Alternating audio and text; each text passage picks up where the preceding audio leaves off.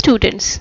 Today we are going to deal with a new topic, that is chapter number 3 of your course book, Taro's Reward.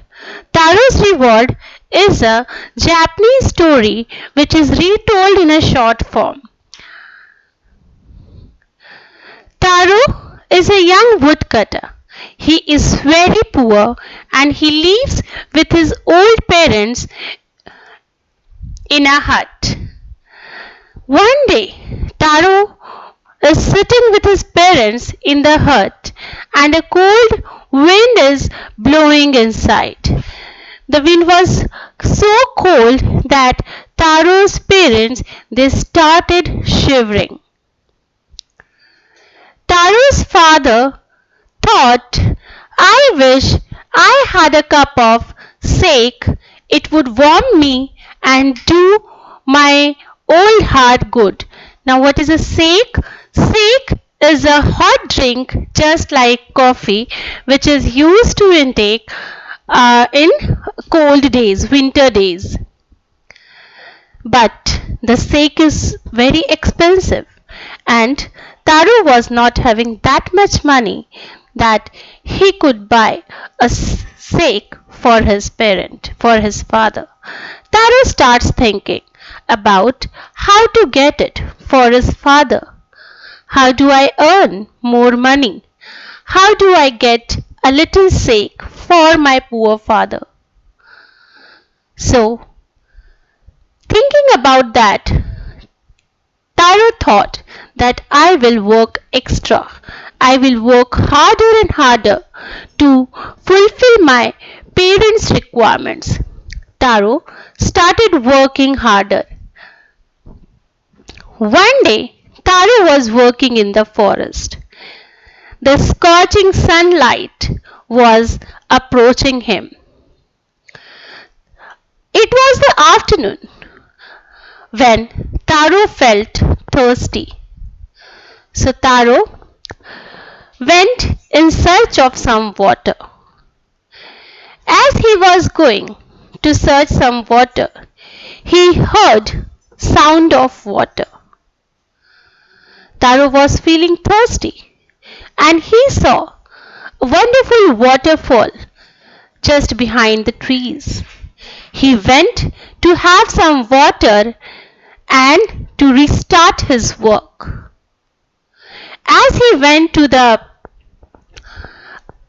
waterfall and he started drinking water, he realized that this water tastes just like sake. It was so tasty.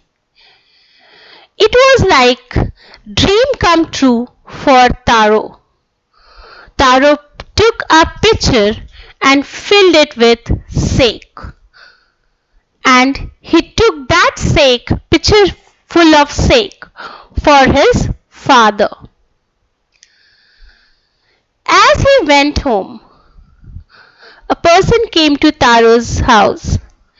As a symbol of hospitality, Taro and his father gave that villager a cup of gave a cup of sake to that villager as a symbol of hospitality.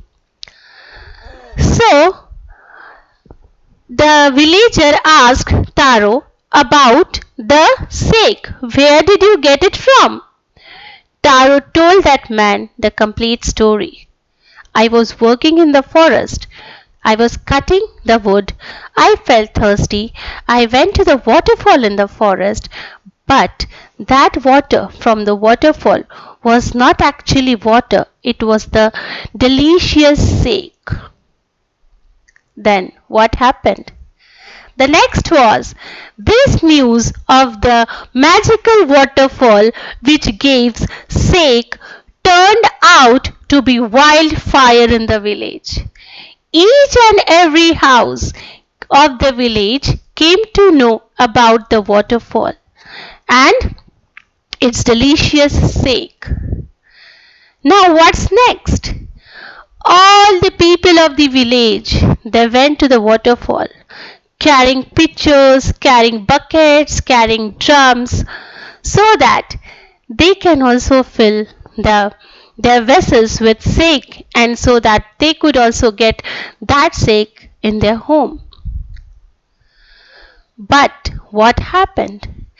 As they reached to the waterfall, they tasted the water from the waterfall. For them, it was not sake. For them, it was plain water. The people of the village were too much annoyed.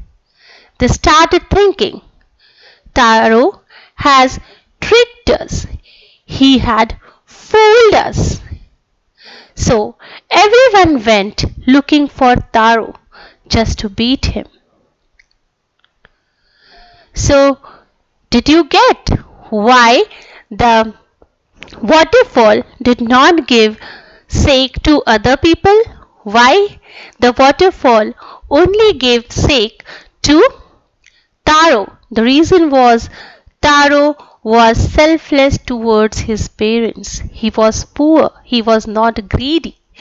Other people who went in search of sake to the waterfall, they were greedy. They turned out there for the purpose of greed. But Taro was not like that. It was sake only for Taro, but for others it was plain water. Soon the news reached to the Emperor of Japan, King of Japan. He was very much emotionally touched by the selfless service of Taro towards his parents. And as a result, he called Taro, and the emperor gave gold coins to Taro as a reward.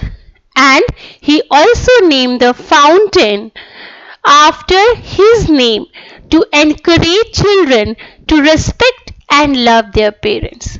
So, the moral of the story is we should be selfless towards our parents. We should not be selfish towards our parents.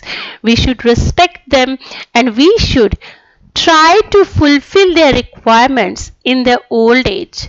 As old age is the age when they need us, old age is the age when we are supposed to help them.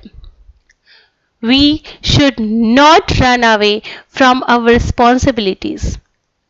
Our parents have soldiered our responsibilities when we were children, just like now. So, as we grow up and they become old, they need us. So, dear students, we should always respect and love our parents. So, I hope you like this story, and we will come with many more stories. Thank you and have a wonderful day.